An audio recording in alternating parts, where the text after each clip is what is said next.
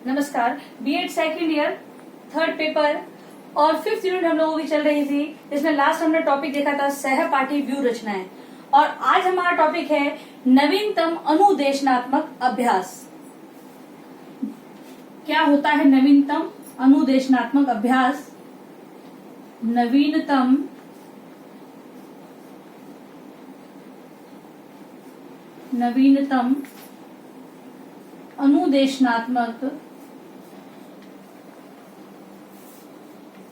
अनुदेशनात्मक अभ्यास।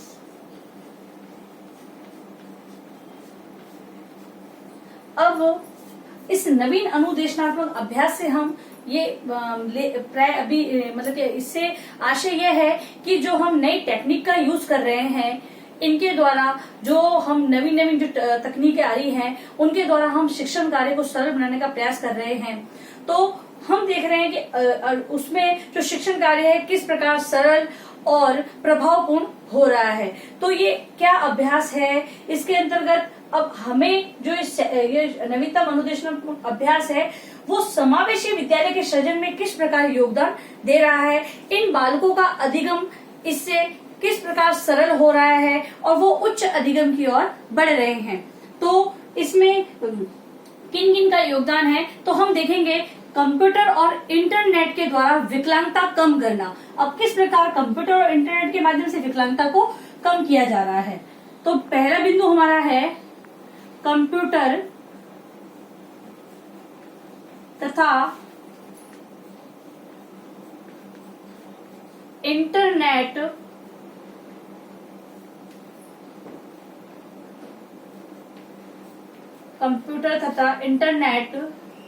के माध्यम से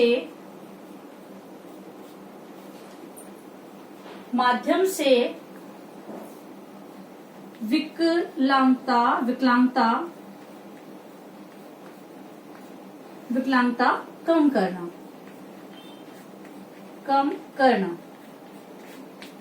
जहां बात आती है विशिष्ट बालकों की, अब ये अनुदेशनात्मक जो तकनीकी है वो किस प्रकार विकलांगता को कम कर सकती है। तो हम अगर ये बात कहें कि जो विशिष्ट बालक है अब वो मतलब कि इस तकनीक के माध्यम से विकलांग नहीं रहेंगे, तो ये बात गलत है कि वो विकलांगता तो उनकी रहेगी, लेकिन इन तकनीकों के द्वारा कंप्यूटर और इंटरनेट के द्वारा ये जो बालक है, जो शिक्षण कार्य में इनकी विकलांगता के कारण इनको जो समस्या आ रही थी, तो वो समस्या नहीं आएगी, इनका जो कार्य है वो सरल हो जाएगा शिक्षण कार्य।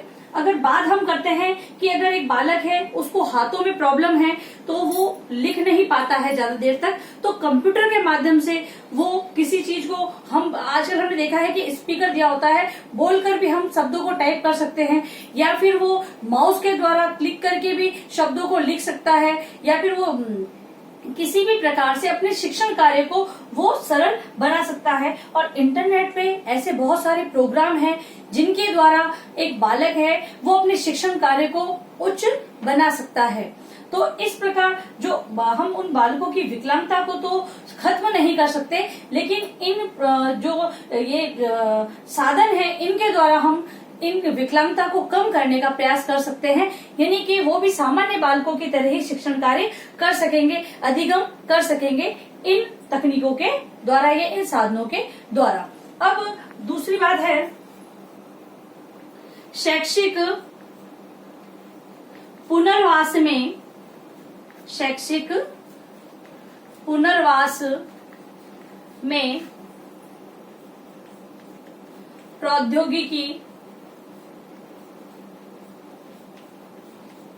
प्रौद्योगिकी का योगदान।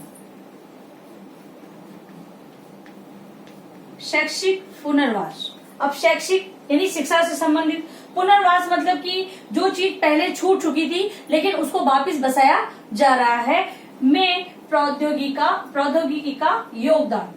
अब जब हम समावेशी की बात कर रहे हैं तो यहाँ पर जो विशिष्ट बालक है जिसको प्रत्येक व्यक्ति है की दृष्टि से देखता था, लेकिन जो प्रौद्योगिकी का युग आया है, यहाँ पर हर तरह के साधन उपलब्ध हैं, तो ये बालकों को फिर से शिक्षा से जोड़ा जा रहा है। समावेशी विद्यालयों की स्थापना की जा रही है। यहाँ पर प्रौद्योगिकी से संबंधित जितने भी साधन हैं जिनसे शिक्षण कार्य करवाया जाता है वो सारे वहाँ पर उपलब्ध करवाए जा रहे हैं, और इस प्रकार जो शैक्षिक पुनर्वास है उसमें सूचना ये प्रौद्योगिकी है वो अपना योगदान दे रही है। फिर बात आती है आर्थिक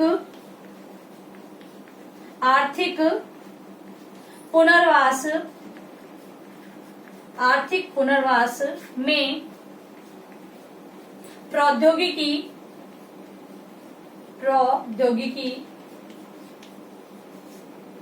का योगदान। अब आर्थिक मतलब कि धन से संबंधित, जो अर्थ से संबंधित हो, जिसमें धन की प्राप्ति की जाए। अब जब इनको शिक्षा, पहला हमने पढ़ा कि जो शिक्षा इनको है की दृष्टि से देखा जाता था और इस शिक्षा से थोड़े दूर थे, शिक्षा प्राप्त नहीं कर पाते थे ये बालक। तो आज जो समावेशी विद्यालयों की स्थापना की जा रही है, तो अब इनको अर्थ से किस प्रकार जोड़ा जाएगा, तो जो प्रौद्योगिकी है इसके द्वारा इनको नवीन व्यावसायिक शिक्षाओं प्रदान की जा रही है, जो इनको शिक्षण कार्य समाप्त होते ही, जो ये शिक्षण का कार्य, पढ़ाई का कार्य जो पूरा कर लेंगे, उसके बाद सीधे ये क्या व्यवसाय से जुड़ जाएंगे। तो व्यवसाय से संबंधित इनको शिक्षा प्रौद्योगिकी के माध्यम से दी जा रही है। वो भले अगर मान लो अगर कोई सॉफ्टवेयर से संबंधित हो, हार्डवेयर से संबंधित हो, सभी प्रकार की शिक्षा है जो प्रौद्योगिकी के माध्यम से यहाँ पर दी जा रही है। तो ये बहुत बड़ा ही योगदान है समावेशी विद्यालय के सृजन के अंतर्गत। फिर हमारा अगला बिंदु है सामाजिक पुनर्वास। सामाजिक पुनर्वास में प्रौद्योगिकी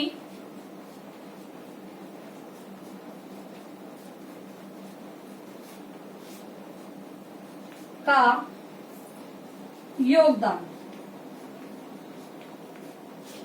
अब जब सामाजिक की बात आ रही है तो समाज से बात आ रही है।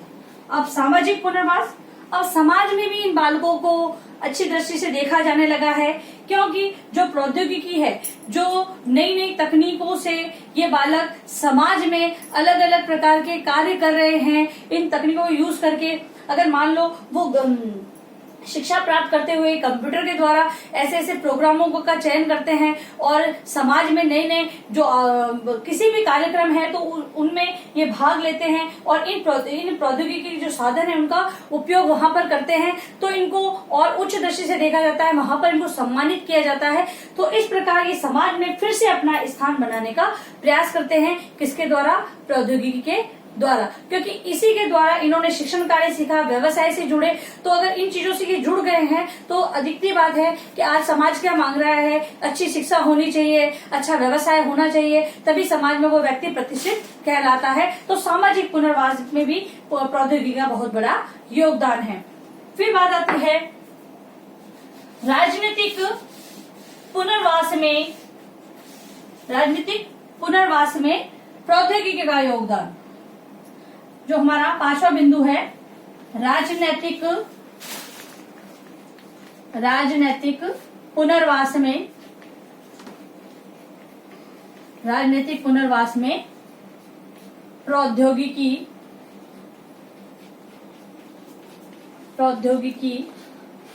का योगदान। अब राजनीति सभी को पता है, पॉलिटिक्स। अब इसके अंतर्गत जब एक जो विद्यार्थी है वो शिक्षण कार्य कर चुका है, व्यवसाय से जुड़ने, तो अब वो राजनीति के अंतर्गत भी अपना स्थान बनाने के लिए सक्षम हो गया है। तो वो हर तरह की लीडरशिप करने के लिए तैयार है।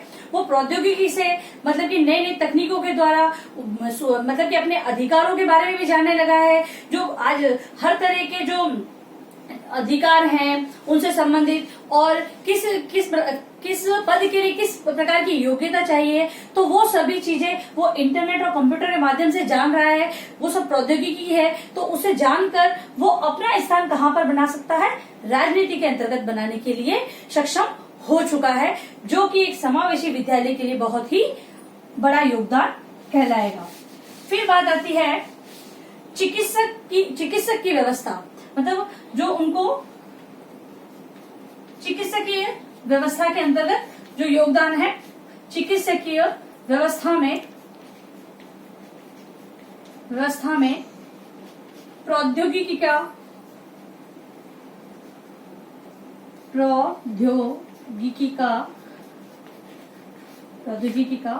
योगदान।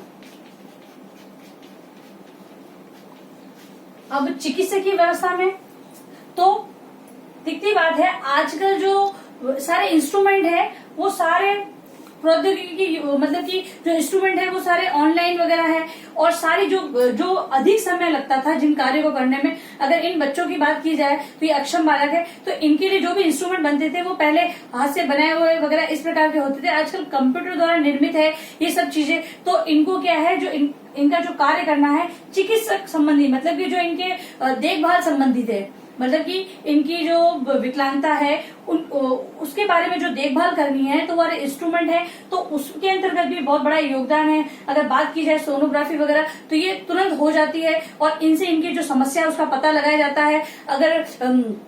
अगर इनके चश्मे की बात की जाए तो आजकल ये डिजिटल मशीन है, इनके द्वारा इनके नंबर की बात की जाए तो डिजिटल मशीन के द्वारा इनका नंबर निकालकर तुरंत इनका चश्मे मशीन द्वारा बना दिया जाता है। तो जो जिन कार्यों में बहुत समय लग जाता था और जिनसे इनका शिक्षण कार्य बाधित होता था, तो वो अब नहीं होता है। चिकित्सकीय व्यवस्था के अंतर्गत जो प्रौद्योगिकी की जो योगदान है, उससे इन बच्चों के लिए बहुत ही जो समस्या आ रही थी वो सारी सुलझ गई है, और इनके लिए बहुत ही बड़ा ये प्रौद्योगिकी का योगदान चिकित्सकीय व्यवस्था के अंतर्गत भी किया गया है। और अंत में आता है हमारा गृह कार्य प्रश्न।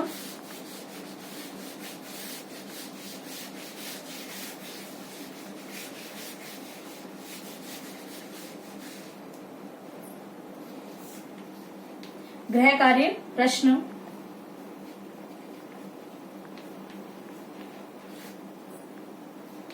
समावेशी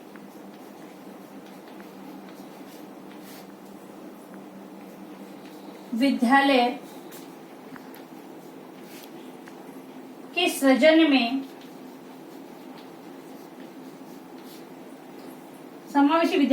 में अनुदेशनात्मक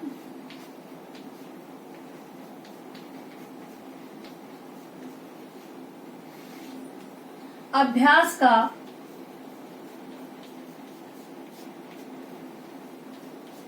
योगदान